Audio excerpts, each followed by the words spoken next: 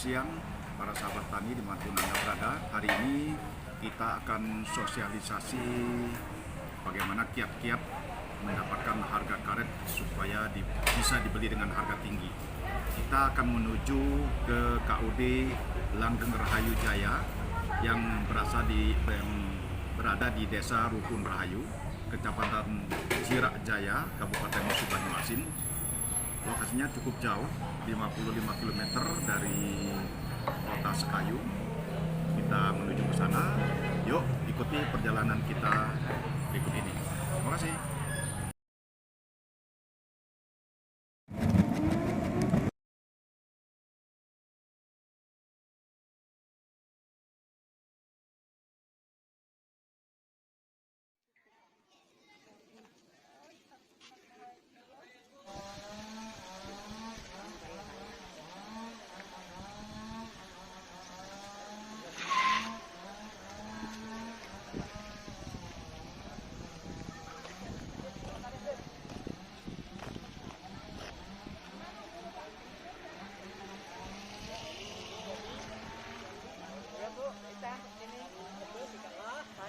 Kilogram itu, Bu. Jadi 126 Pak Siswanto. ton. Jadi aku 126 ton 817. Ya, kepengen kilogram ini, Bu. memberikan kiat-kiat Pak Mano kita supaya harga karet ini bisa tinggi. Jadi pertama dia mutu ini ada 3 SOP, Pak. Pertama harus seragam umur simpan. Jadi kalau misalnya 5 hari jangan dicampur dengan yang baru ngangkat masuk dalam saat lelang. Ini kan mingguan di sini kan. Berarti dia harus umurnya sama 1 minggu. Itu yang pertama. Yang kemudian seragam bahan pembeku, Pak. Bahan pembekunya ini harus seragam. Artinya kalau dia pakai spekta, kalau dia pakai diorat, pakai asap cair. Jangan lagi menggunakan bahan pembeku yang tidak dianjurkan. Ibuku, Cukopara, tidak boleh. Nah, yang ketiga, dia tidak boleh direndam dan tidak boleh dicampur dengan bahan yang bukan karet. Tatal, pempes, sol sepatu, segala macam batu, apalagi itu tidak boleh. Nah, 3 inilah kunci supaya harga ini meningkat. Kemudian selain itu, apalagi yang kira-kira yang bisa meningkatkan? Jumlah tonase, Pak. Tonase ini kalau makin banyak, ini makin menarik bagi pabrik. Bukan pabrik di Sumatera Selatan yang ikut lelang di sini, bahkan dari luar provinsi yang ikut lelang itu yang kita ini. Makanya rangkullah petani-petani yang belum bergabung. Caranya ya biasanya kan petani kita ini butuh uang kontan, Pak. Paling tidak dibayar separuh dulu, nanti pada waktu lelang kelebihannya itu dibagi untuk UPBB dan dikembalikan lagi kepada petani. Nah, kalau kita belum ada dana, kita ngajukan KUR, Pak. KUR.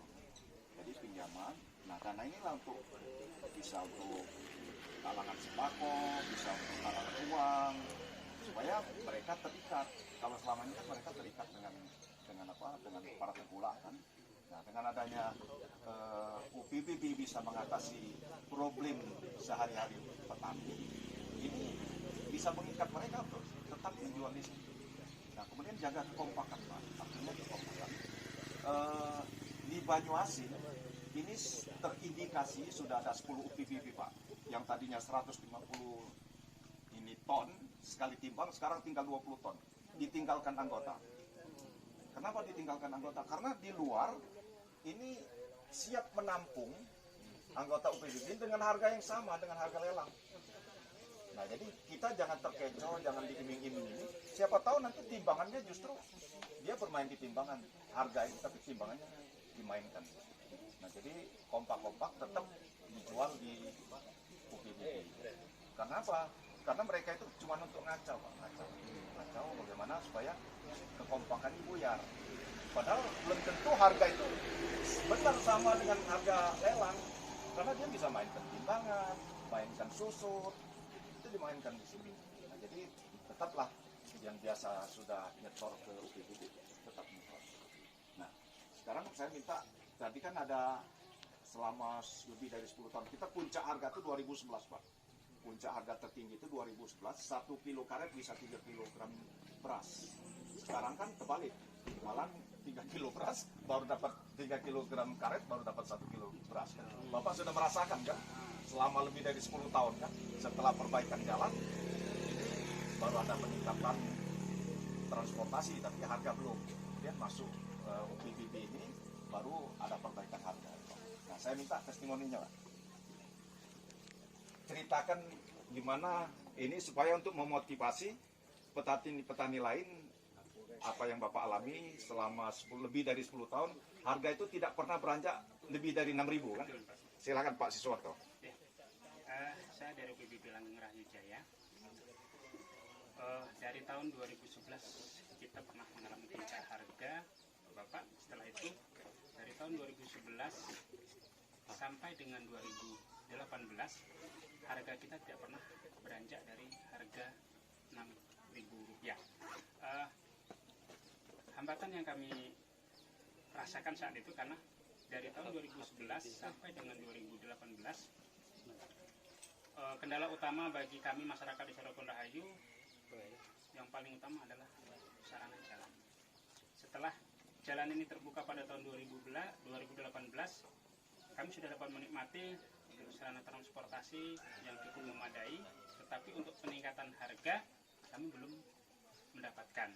Nah, berdasarkan dari itu saya mencoba untuk mengadopsi dari teman-teman di kecamatan lain, dan hasil pengembangan daripada bergeraknya UPBB dan dibentuknya UPBB ini, saya berkunjung ke Kecamatan Plaka Tinggi pada saat itu, Bapak Ibu. Di sana ada UPBB Sidomulyo dan UPBB Bones. Saya mengadopsi segala aturan-aturan untuk meningkatkan kualitas dan mutu pengolahan bahan baku karet ini. Jadi setelah itu kita coba tawarkan waktu itu, Bu. Jadi untuk kami di Rukun Rahayu, tepatnya pada tanggal 25 bulan 9, kami pertama jual karet sebesar 3 ton 800 kg, Pak, Ibu. Kami langsung coba jual langsung ke pabrik. Pada saat itu harga di tempat kami ini 1 kilogram karet dibeli dengan harga 3.500, paling tinggi waktu itu 4.000. Setelah kami tawarkan ke pabrik dengan mutu yang pada saat itu kami belum memakai bahan olahan asam semut, Ibu. Jadi diterima dengan harga 9.000. Bermodalkan hasil penjualan ke pabrik itu, maka saya sampaikan ke seluruh petani karet yang ada di Sekolong, khususnya waktu itu saya juga menyampaikan ke beliau Bapak Kades, Pak Kades, ini hasil penjualan karet kita, untuk meningkatkan mutu kita harus membentuk UPBB. 3 minggu kami menjual, belum kami bentuk UPBB, Pak Rudi, karena saya takut ketika saya bentuk dan ternyata nanti berjalan 3 kali ini bubar. Jadi akhirnya saya punya landasan, kita ikat dulu semua petani, baru kita bentuk UPBB, Bu. Jadi 3 minggu setelah saya lihat tidak ada goyahan berdasarkan saran dari Pak Kades. Ketika itu minggu pertama 3 ton 800, minggu kedua kami 7 ton 800, Pak. Minggu ketiga 13 ton 600. Ada semua datanya yang kami sampaikan. Nah, setelah 13 ton 600 kami dapat mengirim hasil olahan karet langsung, baru saya mengajukan usulan. Waktu itu saya dibimbing Pak Ruslan untuk UPBB di Desa Langgeng Rahayu Jaya ini, di Desa Rukun Rahayu ini, Pak. Kami sangat bersyukur dan berterima kasih pada Dinas Perkebunan. Usulan kami mengajukan penerbitan nomor register UPBB tidak memakan waktu cukup lama. 1 minggu setelah kami mengajukan usulan, diterbitkan oleh Disbun melalui perpanjangan Pak Ruslan, Pak. Di saat itu kami juga menanti-nanti kapan terbitnya register ini. Pas timbangan keempat, 1 bulan berjalannya UPBB, saya ditelepon sama Pak Ruslan. Pak Sis, nomor register UPBB Pak sudah terbit. berdasarkan dari itu Ibu Bapak semakin dengan berjalannya waktu semangat petani karet kami untuk meningkatkan mutu dan kualitas sangat besar sekali. Jadi semangat dengan sistem yang kami sampaikan, apapun harga yang kami terima dari pabrik itu harga yang kami sampaikan ke petani.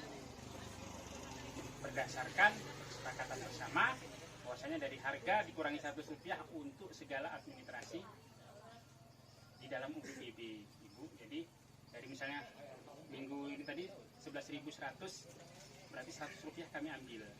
Itulah untuk segala operasional yang ada di UPBB. Nah, mungkin ini dapat menjadi motivasi bagi teman-teman yang lain yang artinya belum masuk ke dalam UPBB, bahwasanya dengan berdirinya UPBB binaan daripada Dinas Perkebunan, artinya manfaat dan kegunaannya itu cukup membantu kami sebagai petani karet. Jadi perbedaan harga Pak waktu penjualan pertama Iya. dengan masyarakat menjual di tempat itu berapa Pak? Waktu itu kita 5.000 Pak. Sekitar 5.000 perbedaan harga ya? Ya, dari 4.000 menjadi waktu itu 9.000 Pak. Itu harga jual pertama kami. Nah sekarang di lapangan Pak itu harga pasaran saat ini 8.000, ada yang 8.500 tergantung daripada kualitas. Ya. Sementara untuk harga di kelompok kita sudah mencapai dengan 11.000. Keuntungan kita berkelompok UPBB ini bisa meningkatkan harga, kemudian mempercepat kesejahteraan petani. Betul sekali Pak. Itu kami rasakan di desa kami Pak. Pada saat itu, mohon maaf, 1 kilo karet itu 1 kilo beras kami tukar dengan 3 kilo karet. Sekarang berimbang. Kan lebih Rp1.000. Ya, artinya begini Pak, memang idealnya dengan 1 kilo karet dan 1 kilo dapat 1 kilo beras itu memang itulah harga yang bagi petani sudah cukup menguntungkan. Artinya dalam segi usaha tani ini adalah harga yang ideal. Tapi karena di tahun 2011 itu pernah 1 kilo karet dapat 3 kilogram beras, ini jadi seolah-olah ini belum normal. Tapi sebenarnya harga ideal itulah 1 kilo. Dan harga ini Pak, ini tidak bisa lagi naik seperti tahun 2011. Itu saya informasikan supaya petani jangan mengharap bermimpi, karena pemain karet ini dulu 3 negara, Indonesia, Thailand, sama Vietnam.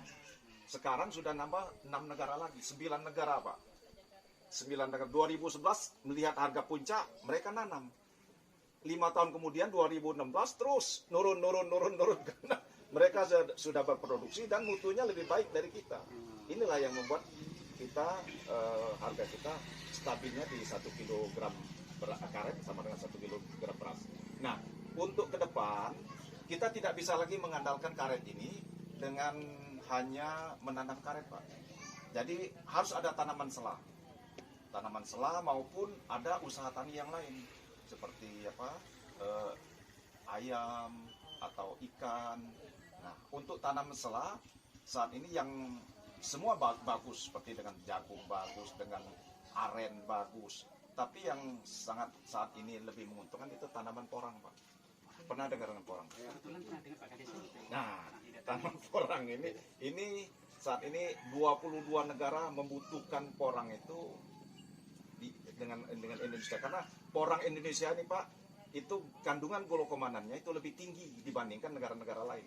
Kita lebih bagus. Nah, itu yang sekarang Presiden di tahun 2011 dan 2012 ini adalah prioritas nasional porang ini.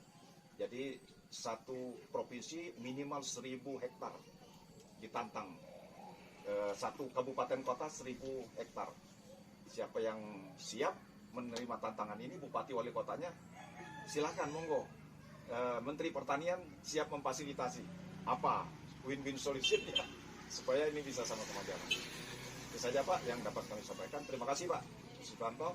Pak Kades, dan tetap tolong ini sama Pak Ruslan ya, tolong dijaga kekompakannya dan juga tolong dijaga bagaimana OPBB ini tetap makin lama tonasenya makin tinggi Pak, makin banyak. Saya akhiri billahi taufiq wal hidayah. Wassalamualaikum warahmatullahi wabarakatuh. Naik.